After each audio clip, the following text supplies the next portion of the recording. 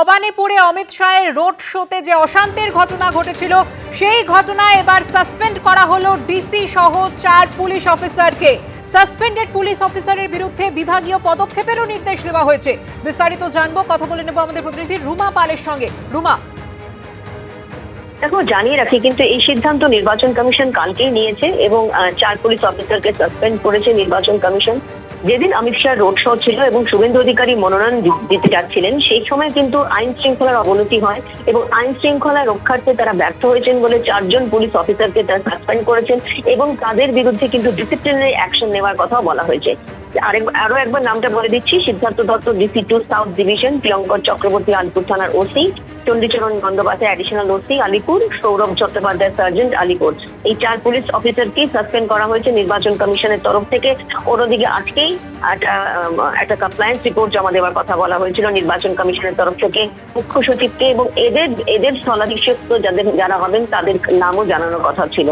সেক্ষেত্রে জানিয়ে রাখি যে একটা গুরুত্বপূর্ণ সিদ্ধান্ত নিয়েছে, কারণ এর আগেও কিন্তু নির্বাচন কমিশন বারবারে বলে আসছিল কোথাও কোনো আইন শৃঙ্খলার অবনতি হলে, কোথাও কোনো ব্যর্থতা দেখলে বা যে ক্ষেত্রে মনে হবে যে এই ধরনের অশান্তির একটা পরিবেশ তৈরি হয়েছে, সেক্ষেত্রে অবশ্যই পুরো বিষয়টা খতিয়ে দেখার পরই কিন্তু সিদ্ধান্ত নেওয়া হবে। এবং যেদিন এই ঘটনাটা ঘটেছিল তারপরেই কিন্তু শোকজ করা হয়েছিল এবং শোকজের পরে রিপোর্ট চাওয়া হয়েছিল এবং রিপোর্ট চাওয়ার পরেই জানা যায় যে নির্বাচন কমিশন দেখেছে যে এখানে ব্যর্থতা রয়েছে এবং ব্যর্থতা রয়েছে বলেই 4 পুলিশ অফিসারকে সাসপেন্ড করেছে এবং তাদের বিরুদ্ধে বিভাগীয় তদন্তেরও নির্দেশ দেওয়া হয়েছে। রুমা, তুমি আমাদের সঙ্গে থাকো। গত 2 তারিখ ভবানীপুরে অমিত শাহের রোড শো চলাকালীন ঠিক কি পরিস্থিতির সৃষ্টি হয়েছিল দেখাবো একবার।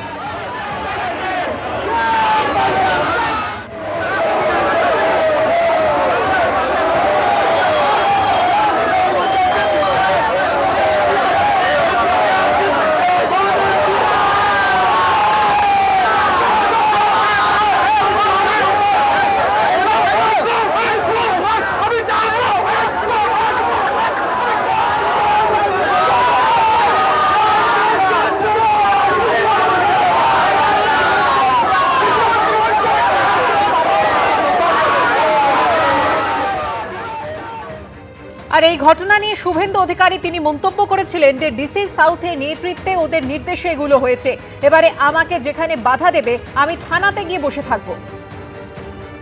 ডিসি সাউথের নেতৃত্বে ওদের নির্দেশে এগুলো হয়েছে, এবারে আমাকে যেখানে বাধা দেবে আমি থানাতে গিয়ে বসে থাকবো। আমি বলে দিলাম, আমাকে যেখানে বাধা দেবে, নয় লালবাজারে অজয় নন্দের সামনে, নয় থানার সামনে, আমি সারা রাত্রি ধরে বসে থাকব। গণতন্ত্র বাঁচানোর এই লড়াইতে মানুষই জিতবে। আর এই অশান্তির ঘটনায় পুলিশ আধিকারিকদের সাসপেন্ড করার ঘটনা নিয়ে ফিরহাদ হাকিম কি জানিয়েছেন দেখুন।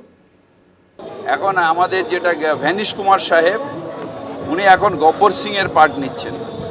থ্রেট কালচার, অর্থাৎ অফিসারদের থ্রেট করব, বিজেপির হয়ে কাজ না করলে থ্রেট করব, গণতান্ত্রিক উপায়ে কেউ প্রোটেস্ট করলে থ্রেট করব, অফিসারদের আতঙ্কে রাখবো, যাকে তাকে সাসপেন্ড করব।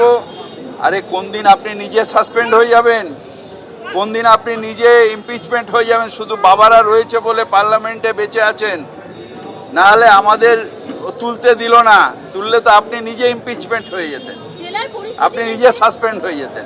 এবিপি আনন্দ এগিয়ে থাকে, এগিয়ে রাখে।